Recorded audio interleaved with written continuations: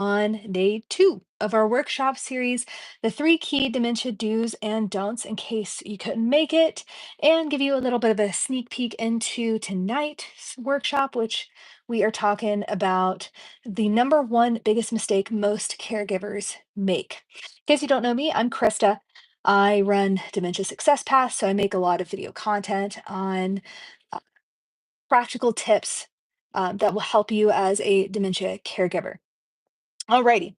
So day two was all about correcting. So that's one of the biggest mistakes a lot of dementia caregivers will make when it comes to caring for their person with dementia.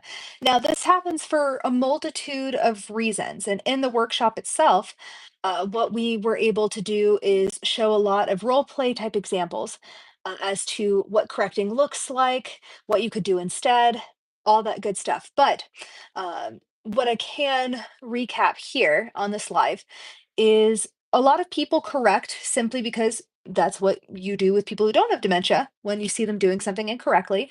You genuinely think it's helpful, it's a habit, or something I discovered with my own mother, my own grandmother who had dementia, is that oftentimes we think that if we could just say something a specific way, that we can get back that person that uh, we once knew.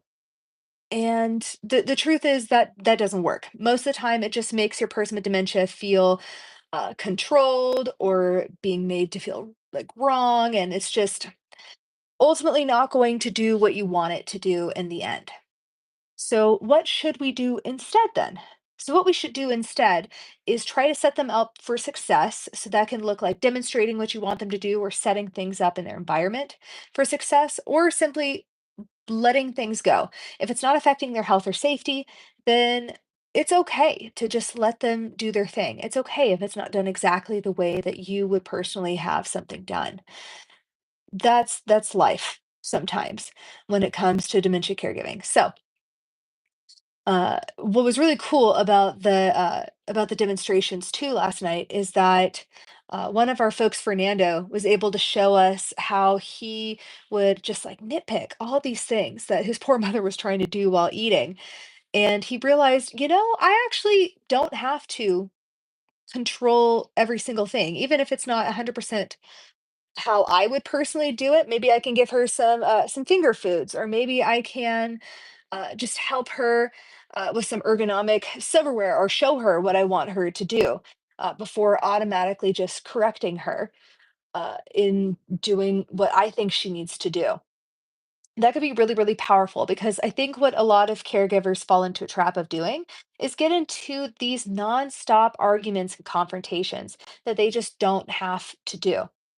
But I would say if we look at it from like a even deeper, more nuanced perspective as to why our folks might be, or why we feel the need to get into these conflicts with our folks with dementia, a lot of it is trying to maintain a sense of control.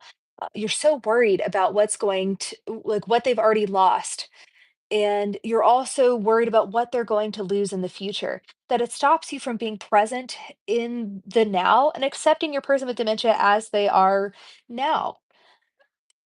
Oftentimes, what's keeping us from reaching that level of acceptance is just wanting so badly for them to be their past selves. When in reality, there may not be anything particularly wrong with them doing something a different way. Another way that you can help solve the issue of keeping them safe and keeping them from, burning the house down, for example, is there are adjustments you can make on the environment.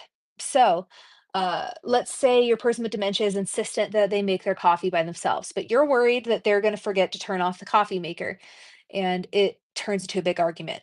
What you could do instead is you can often buy these timers that work with any type of electronic thing. A lot of people will buy these timers for like their Christmas lights, for example. So let's say you hook that up to the coffee maker. Let's say she turns on the coffee maker and you have that timer set for like 10, for it to automatically shut off in like 10 minutes. So she goes and makes her coffee, she forgets to turn it off, but hey, the timer is there to help her automatically turn off the coffee maker. The house is safe and she is able to still maintain some autonomy over her life. A huge radical mind shift that I think can really help a lot of us as caregivers is really looking for what our person with dementia can do today versus focusing on what they can no longer do or what they may not be able to do in the future. It's a work in progress. I think what's there for a lot of us too, as caregivers, is we see these challenging behaviors and they look very similar to maybe some of us have had children.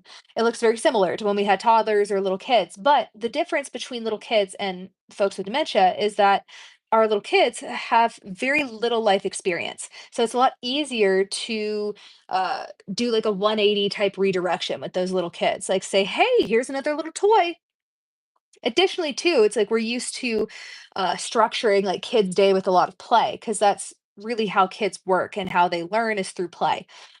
Versus our older adults, they've had a lifetime of experience. So for them, the reason why there's difficulty is maybe they're forgetting a few steps. Maybe their brain is just having a hard time categorizing what's happening right now versus what happened in the past. So what tends to work better with them is you want to figure out what do they believe right this second, and how can I help support them with what they believe right now.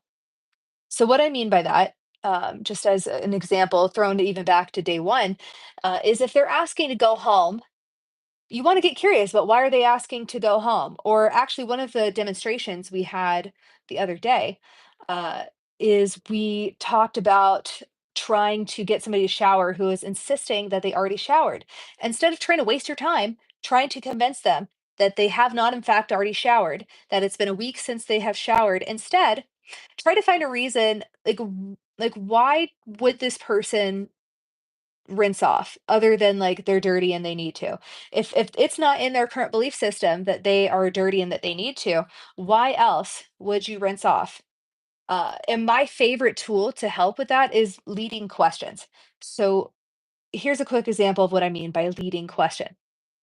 So, for example, if your person with dementia says, I already showered this morning. I don't think I need a shower. It's like, well, Mom, you always told me that it's really important to look good and be presentable when we go off to see people, right? Again, leading question. I'm leading her to a conclusion I want her to make based off of what I already know about her and her beliefs.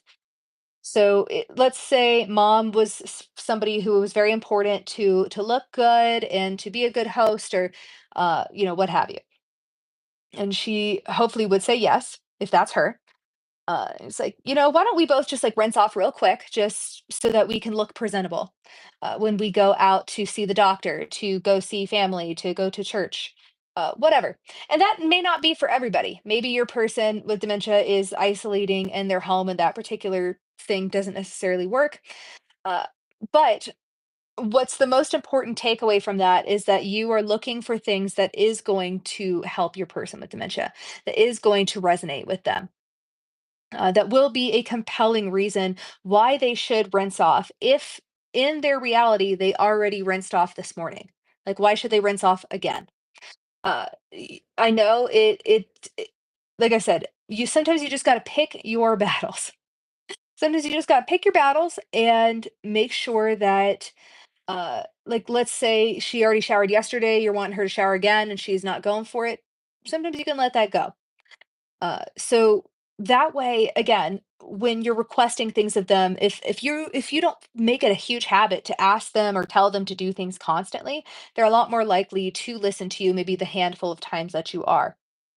Most people really thrive off of autonomy and being able to make choices on their own behalf.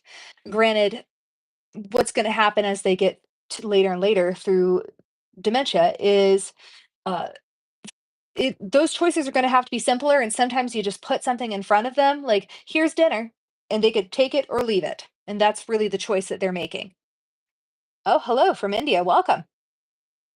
Welcome, welcome, good to see you. So that was, day 2 of the workshop. In case you missed day 1 as well, day 1, we talked about why logic, evidence, and reason doesn't work, and day 2, we talked about, why correcting doesn't work. Now tonight, In case you haven't been following this at all, I've been hosting a free workshop. Yeah, good question. So I've been hosting a free workshop on Zoom called the Three Key Dementia Do's and Don'ts. We started on Tuesday, but fear not, it is not too late to join. If you feel like this is going to be helpful for you, tonight is actually our grand finale where we're bringing everything together.